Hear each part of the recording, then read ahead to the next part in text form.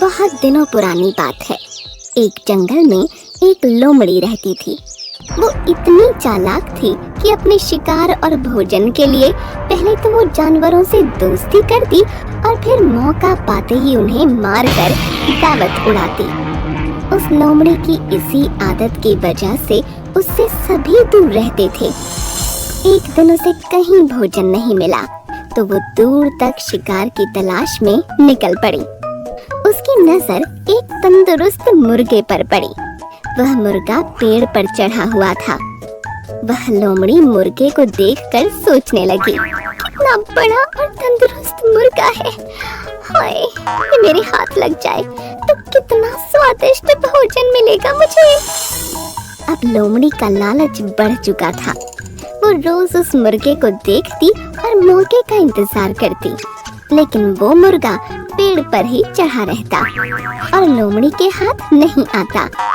बहुत सोचने के बाद लोमड़ी सोचने लगी, ये मुर्गा ऐसे हाथ नहीं आएगा, कुछ तरकीब सोचनी होगी। इसलिए उसने छल और चालाकी करने की सोची। वो मुर्गे के पास गई और कहने लगी, प्यारे मुर्गे भाई, क्या तुम्हें ये बात पता चली कि एक खुशखबरी मिली है सबको जंगल में? मुर्गे ने पूछा। खुशखबरी? कैसी खुशखबरी? लोमड़ी बोली, आकाशवाणी हुई है और खुद भगवान ने कहा है, अब से इस जंगल के सारे लड़ाई झगड़े खत्म होंगे और फिर कोई जानवर किसी दूसरे जानवर को नुकसान नहीं पहुंचाएगा और ना ही मार कर खाएगा। सब मिलजुल कर हंसी खुशी रहेंगे, एक दूसरे की सहायता करेंगे, कोई किसी पर हमला नहीं करेगा। मुर्गा होशियार था। वो समझ गया कि हो ना हो ये लोमड़ी झूठ बोल रही है, इसलिए मुर्गे ने उसकी बातों पर ज्यादा ध्यान नहीं दिया और कहा, अच्छी बात है, पर मैं इसमें क्या कर सकता हूँ? लोमड़ी मुर्गे की ऐसी ठंडी प्रतिक्रिया देख फिर बोली, मेरे भाई, इसी बात पर नीचे तो आओ। आओ ना नीचे, हम गले लगकर एक दूसरे को बधाई दें और साथ में खुशियाँ बांटें। मुर्गा अब लोमड़ी की चालाकी समझ चुका था, इसलिए वो मुस्कुराते हुए बोला, ठीक है, लेकिन मेरी लोमड़ी बहना, तुम पहले अपने उन दोस्तों से तो गले मिलकर बधाई ले लो जो इसी तरफ खुशी से दौड़े चले आ रहे हैं। मुझे पेड़ से दिख रहे हैं वो। लोमड़ी ने हैरान होकर पूछा, मुर्गे भाई, मेरे कौन से दोस्त? मुर्गे ने कहा, अरे बहन, वो शिकारी कुत्ते, वो भी हमारे दोस्त है ना, वो भी शायद तुम्हें बधाई देने के लिए ही इस ओर आ रहे हैं। शिकारी कुत्तों का नाम सुनते ही लोमड़ी थर थर कांपने लगी। वो बुरी तरह डर गई, क्योंकि उसे लगा कि अब अगर वो थोड़ी देर भी यहाँ रुकी तो ये मुर्गा भले ही उसका शिकार बने या ना बने, लेकिन वो खुद इन शिकारी कुत्तों का शिकार जरूर बन जाएगी। इसलिए उसने अपनी जान बचाना ही भला समझा और वहाँ से भाग गई। भागती हुई लोमड़ी को मुर्गे ने हंसते हुए कहा, अरे बहन, कहाँ भाग रही हो? अब तो हम सब दोस्त हैं, तो डर किस बात का? थोड़ी देर रुको। लोमड़ी बोली, भाई, दोस्त तो है, लेकिन शायद शिकारी कुत्तों को अब तक की खबर नहीं मिली। और ये कहते हुए लोमड़ी वहाँ से जंगल में गायब हो गई। इस कहानी से हमें यह समझ आता है कि धूर्त और चालाक लोगों से हमेशा सतर्क व सावधान रहना चाहिए और चतुराई से काम लेना चाहिए। एक गांव में कपड़े बेचने वाले एक बहुत बड़े व्यापारी थे। आसपास के गांवों के लोग उसकी दुकानों पर से कपड़े खरीदने आते थे। आसपास के गांवों में भी कपड़े की कोई दुकानें नहीं थीं, इसलिए सेठ खुद ही कभी कभी कपड़े बेचने के लिए जाया करते थे। एक बार सेठ गांव में कपड़े बेचने के लिए गया था। वहां से लौटते समय एक पेड़ के नीचे वह आराम करने बैठ गया और थोड़ी ही देर में उसे नींद आ गई। जब वह नींद से जागा तो उसने अपने आसपास तोतों का समूह देखा। हरे रंग, लाल चोंच और गले पर काली पट्टी वाले तोतों को देखकर सेठ ने सोचा, कितने सुंदर हैं ये तोते। एक दो तोतों को साथ ले जाऊं तो परिवार के लोग बहुत खुश होंगे। ये सोचकर सेठ ने अपना गमछा तोतों के झुंड पर फेंका और एक तोते को पकड़ लिया।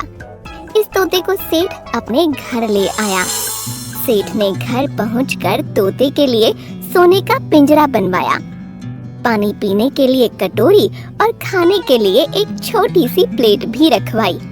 तोता सोने के पिंजरे में रहने लगा। उसे अमरूद, मिर्च आदि मनपसंद वस्तुएं खाने को दी जाने लगीं। घर के बच्चे तथा सेठ तोते से बातें भी करते। तोता थोड़ा थोड़ा बोलना भी सीख गया। तोते के साथ बातें करने में सबको बहुत आनंद आने लगा। कुछ दिनों बाद सेठ को गांव में से कपड़ों के ऑर्डर आए और उसने खुद ही जाने का फैसला किया। जाते वक्त उसने अपने तोते से कहा, तोते राम, मैं गांव जा रहा हूँ। लौटते समय मैं तेरे माता पिता व सगे संबंधियों से मिलूंगा। तुझे उनके लिए कोई संदेश भेजना हो तो बता। तोते ने कहा, सेठ जी, उन सब से कहना तोता भूखा नहीं है, तोता प्यासा भी नहीं है, तोता सोने के पिंजरे के अंदर आनंद से रह रहा है। सेठ अपने कपड़े बेचकर लौटते समय उसी पेड़ के नीचे आराम करने के लिए रुका। तभी तोतों का एक समूह उस पर टूट पड़ा। वे उसे चोंच मारने लगे। उनमें से एक तोते ने सेठ से पूछा, सेठ जी, हमारा तोता क्या कर रहा है?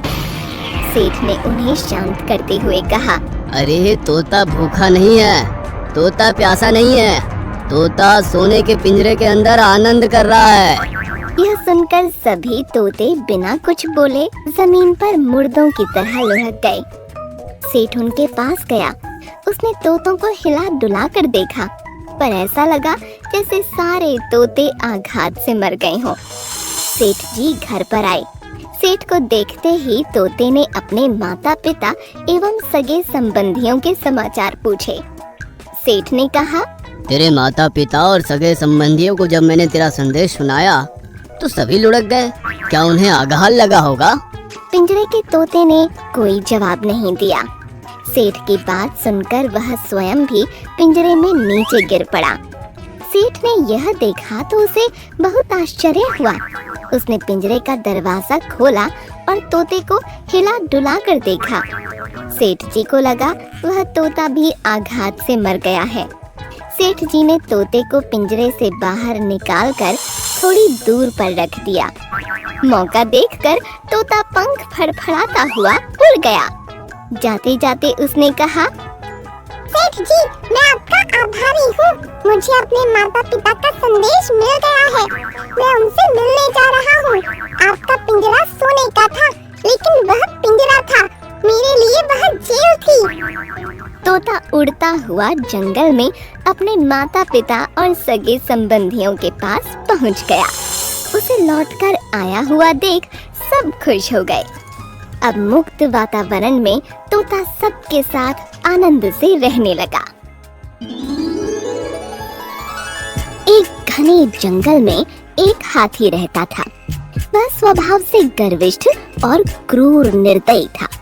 वह जंगल में घूमता, इधर उधर जाता और साथ में पेड़ और उसकी शाखाएं तोड़ डालता। जो जो पक्षी उन पेड़ पर रहते वे उस हाथी से बहुत डरते थे। जब जब हाथी उन पेड़ों को उखाड़ कर फेंकता या शाखाओं को सूंड से तोड़ता तो उन शाखाओं पर रहने वाले पंछियों के घोंसले जमीन पर गिरकर टूट जाते। बेचारे पंछी उसका कुछ नहीं कर पाते।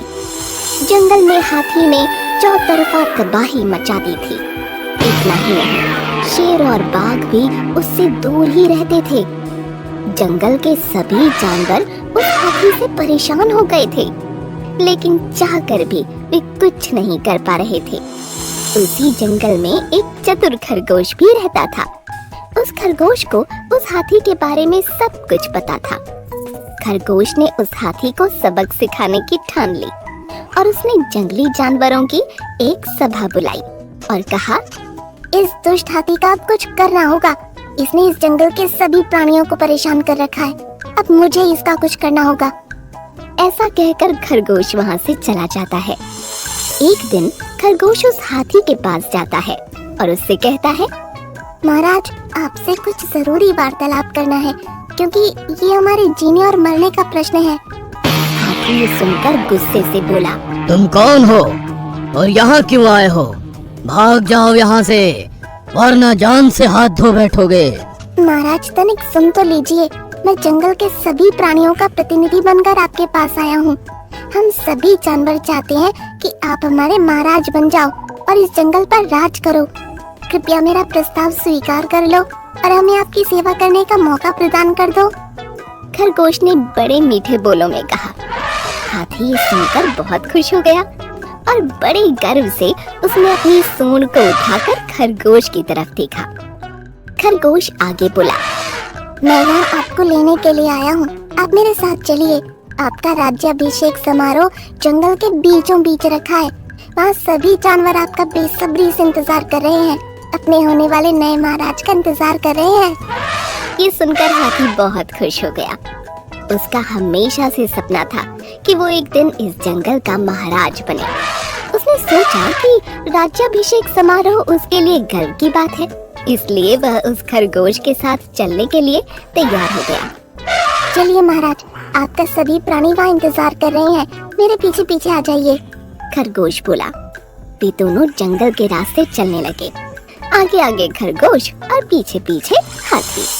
चलते चलते वे दोनों जंगल के एक तालाब के पास आ गए। उस तालाब का परिसर पूरी तरह दलदल से भरा था।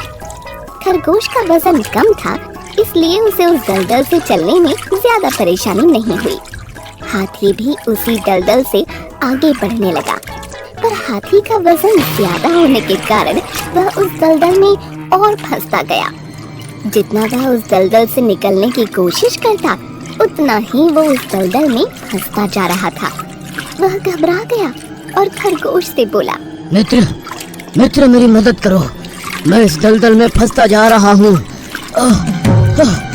अब मेरे राज्य अभिषेक समारोह का क्या होगा? तुम्हारे सभी साथियों को यहाँ बुलाओ, मुझे इस दलदल से निकालने के लिए।